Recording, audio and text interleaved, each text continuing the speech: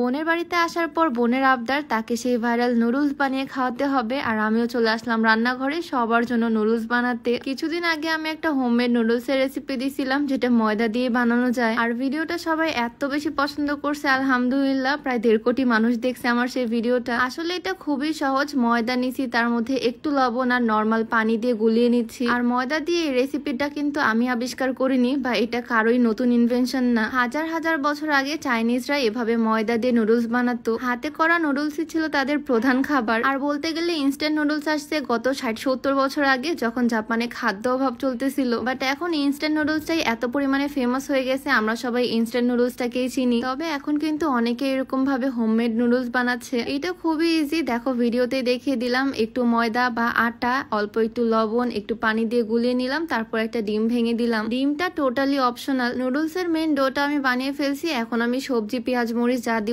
সেগুলোও কুচি কুচি করে কেটে ফেলবো। মেইনলি নর্মাল নুডলস যেভাবে আমরা বানাই সেভাবেই সবকিছু করে নিচ্ছি। আজকে আমরা সারাদিন বেশ ভালোই ঘুরে বেড়াইছি, সন্ধ্যার পর সবাই মিলে আড্ডা দিছি, আর রাত্রেবেলা চলে আসলাম রান্না বান্না করতে। টমেটো, ধনিয়া পাতা সবকিছুই দিব আমি নুডলস এর মধ্যে, আর ডিম দিয়ে বানাবো নুডলসটা। এই তো এখানে ময়দার ব্যাটারটা একদম রেডি, আর তারপর আমি চলে আসলাম বোতল ফুটা করতে। গতবারও আমি এই প্রসেসে করছিলাম। একটা পেরেক আগুনে গরম করে নিয়েছি, আর এখন একটা বোতলের ক্যাপ ফুটা করে নিয়েছি এটা দিয়ে। চাইলে ময়দার শক্ত ডো বানিয়েও কেটে কেটে করা যাবে এরকম নুডলস, তবে এভাবে আমার একটু ইজি মনে হয়, কারণ ডোটা একদম পাতলা থাকে, খুব সহজে এটা রোল করে ঘুরিয়ে ঘুরিয়ে করা যায়। চুলার মধ্যে প্যান বসিয়ে দিলাম, আর একটু তেল ব্রাশ করে নিচ্ছি, তারপর এভাবে কয়েলের মধ্যে ঘুরিয়ে ঘুরিয়ে আমি নুডলসটা বানিয়ে নিচ্ছি। আগের ভিডিওতেও দেখাইছিলাম, নতুন করে দেখানোর আর কিছু নাই। যদিও এই রেসিপিটা অনেকে ট্রাই করতেছে, আর একদম পারফেক্ট ভাবে করলে এটা খেতে অনেক মজা হয়, মানে একদম কেনা নুডলস এর মতোই। প্রসেসটা একদমই সিম্পল, 1 কাপ আটা বা ময়দা দিয়ে একদম অনেকটা নুডলস হয়ে যায়। এই যে দেখো আমার নুডলস গুলো একদম রেডি, এখন এগুলোকে রান্না করার পালা। তার আগে তোমাদেরকে একটু বলে নিতে চাই, তোমরা যারা হেয়ার কেয়ার করতে চাও, চুলের যত্নে, তোমরা চাইলে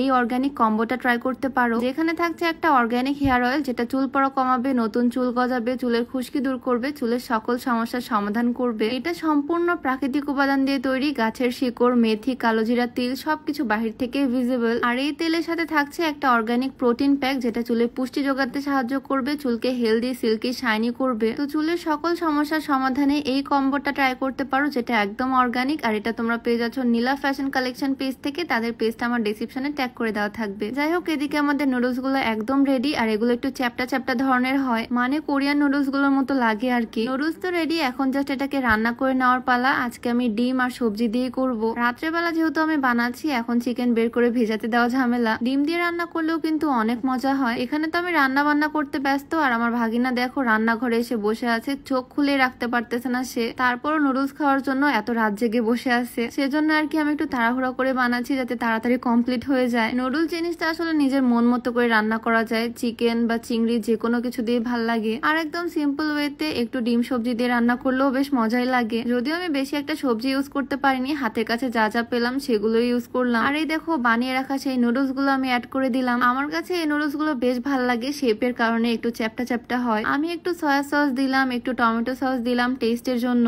আর একদম ভেজে নেওয়ার পরে লাস্টের দিকে আমি দিয়ে দিলাম একটু ধনিয়া পাতা। এই তো আমার সিম্পল হাতে বানানো হোমমেড নুডলস একদম রেডি। এখন এটাকে সার্ভ করা পালা। আমি যখন বাসায় বানিয়েছিলাম সবাই তো অনেক পছন্দ করছিল, ইভেন আমার নিজের কাছেও ভাল লাগছে। আর আজকে আমি আপুদের বাসায় এসে বানালাম এই নুডলসটা। এই তো আমার ছোট ভাগিনা যে এতক্ষণ ধরে বসে আছে রাত জেগে এই নুডলস খাওয়ার জন্য, সবাই মিলে এখানে রাত জেগে আড্ডা দিচ্ছে, তাদেরকে আগে দিলাম। ছোট বাবু তো সে মজা করে খাচ্ছে, একদম নরম নরম হয় এই নুডলস গুলা। আর এখানে আমিও নিয়ে নিয়েছি এক বাটি নুডলস, সাথে কোক, সবাই মিলে খাচ্ছি আর মজা করতেছি। আপুর কমপ্লিমেন্টের আশায় আমি ছিলাম, আর আপুর কাছে নাকি খেয়ে বেশ ভালো লাগছে এটা। যাক, রাত্রেবেলা এত তাড়াহুড়া করে বানালাম, সবাই যে পছন্দ করছে এটাই অনেক। আমি তো এখন থেকে নুডলস বানালে এভাবে হোমমেড নুডলসই বানাবো। এই ইজি রেসিপিটা তোমাদের কাছে কেমন লাগে অবশ্যই কমেন্টে জানিও। দেখা হয়ে যাবে নতুন কোনো ভিডিওতে। সবাইকে আল্লাহ হাফেজ।